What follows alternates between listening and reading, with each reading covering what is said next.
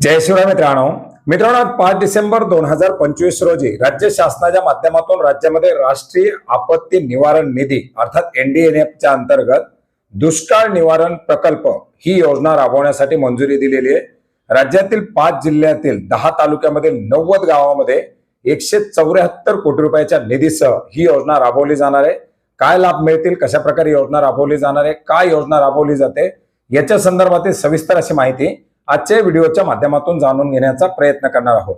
मित्रांनो, देशातील सर्वाधिक दुष्काळी समजले जाणारी जी काही 12 राज्य आहेत, अशा 12 राज्यांची निवड करून प्रत्येक राज्यामधून 5 जिल्हे आणि त्या जिल्ह्यामधून 2 तालुके असे 10 तालुके आणि प्रत्येक तालुक्यामधून नंतर दुष्काळी असलेली जी गावं आहेत त्या गावाची निवड करून त्या गावामध्ये विविध योजना राबवल्या जाणार आहेत। तर काय योजना राबवल्या जाणार आहेत, तर दुष्काळाच्या पार्श्वभूमीवरती त्या गावातील शेतकरी असतील, नागरिक असतील, यांना सक्षम बनवण्यासाठी त्यांना दुधाळ जनावरं असतील किंवा पाण्याच्या उपलब्धता करण्यासाठी सोय असतील, विहिरी असेल किंवा इतर ज्या सिंचनाच्या सुविधा असतील, अशा वेगवेगळ्या बाबी या ठिकाणी राबवण्यासाठी उपाययोजना करण्यासाठी ही योजना आणण्यात आलेली होती। आणि याच्याच अंतर्गत आपण जून 2025 मध्ये पाहिलं होतं की राज्य शासनाच्या माध्यमातून एक समिती गठीत करण्यात आलेली होती, ज्या समितीच्या माध्यमातून राज्यामध्ये कोणत्या जिल्ह्यामध्ये, कोणत्या तालुक्यामध्ये, कोणत्या गावामध्ये कशा प्रकारे ही योजना राबवली जावी, त्याच्यासाठी काय काय बाबी राबवल्या जाव्यात याचा अभ्यास करण्यासाठी एक समिती गठीत करण्यात आलेली होती। आणि या समितीच्या अहवालानंतर अखेर 5 डिसेंबर 2025 रोजी म्हणजे आज ही योजना राबवण्यासाठी मंजुरी देण्यात आलेली आहे।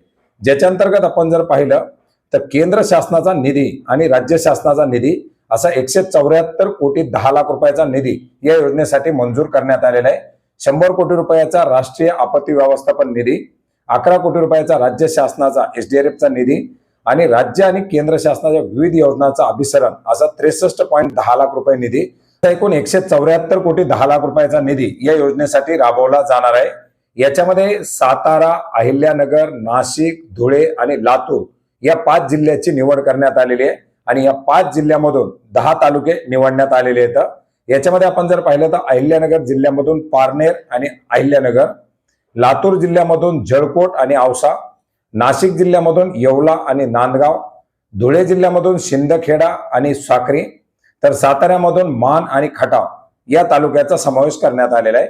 अहिल्यानगर जिल्ह्यामधून 2 तालुक्यातील 24 गावं, लातूर जिल्ह्यातील 2 तालुक्यातील 25 गावं, नाशिक जिल्ह्यातील 2 तालुक्यातील 20 गावं, धुळे जिल्ह्यातील 2 तालुक्यातील 14 गावं, तर सातारा जिल्ह्यातील 7 गावं, मान आणि खटाव या 2 तालुक्यामधील 7 गावांचा याच्यामध्ये समावेश करण्यात आलेला आहे।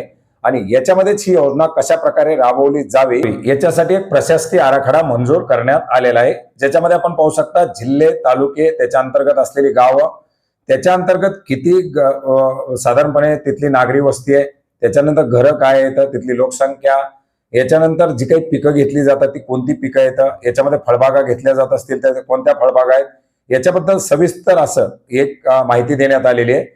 त्याच्यानंतर या ठिकाणी बीज उत्पादन असेल किंवा जनावरांची स्थिती काय असेल, किती जनावर आहेत, कशा प्रकारची जनावर आहेत, या सर्वांबद्दलची माहिती देण्यात आलेली आहे। याच्यानंतर या ठिकाणी जे काही हॉर्टिकल्चर, जे फळबागांची लागवड असेल त्याच्या अंतर्गत मनरेगाच्या अंतर्गत किती लागवड केली जाऊ शकते त्याच्यासाठीचा निधी, याच्यानंतर ड्रीप असेल, तुषार असेल त्याच्या अंतर्गत आवश्यक असलेला निधी, याच्यानंतर वर्मी कंपोस्ट असेल किंवा जे काही शेडनेट असतील, पॅक हाऊस असतील, नर्सरीज असतील, याच्यानंतर जे काही गायगोटे असतील, मनरेगाच्या अंतर्गत दिले जाणारे गायगोटे, हे गायगोटे किती उभारणी केली जाऊ शकतात याच्याबद्दलची माहिती आहे। त्याच्यानंतर सायलेज बॅग, गोट फार्मिंग, शेळी पालन असेल किंवा गायांचं पालन असेल, याच्या व्यतिरिक्त पुन्हा बीज उत्पादन असेल किंवा बियाण्याचा पुरवठा असेल, अशा प्रकारच्या ज्या वेगवेगळ्या बाबी आहेत या वेगवेगळ्या बाबीचा एक प्रशासकीय आराखडा मंजूर करण्यात आलेला आहे। आणि याच प्रशासकीय आराखड्याच्या माध्यमातून उपलब्ध करून देण्यात आलेल्या 174 कोटी रुपयाचा निधी हा या योजनेकरता वापरला जाणार आहे।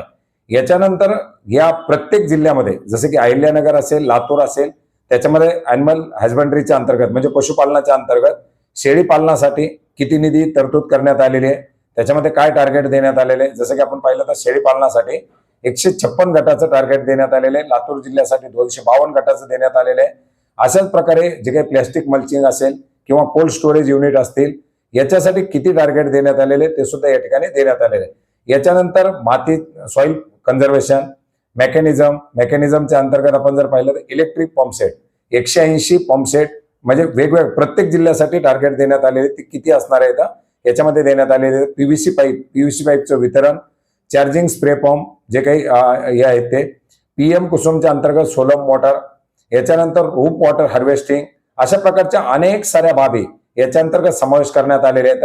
आणि या 5ही जिल्ह्यामध्ये कोणत्या बाबीच्या अंतर्गत किती निधीची तरतूद करण्यात आलेली आहे त्याच्याबद्दलचे सविस्तर हा प्रशासकीय जे काही आराखडा आहे हा आराखडा याच्यामध्ये देण्यात आलेला आहे. आणि याच योजनेला आज राज्य शासनाच्या माध्यमातून मंजुरी देण्यात आलेली आहे. अतिशय महत्वाचा असा हा प्रकल्प, अतिशय महत्वाची अशी योजना.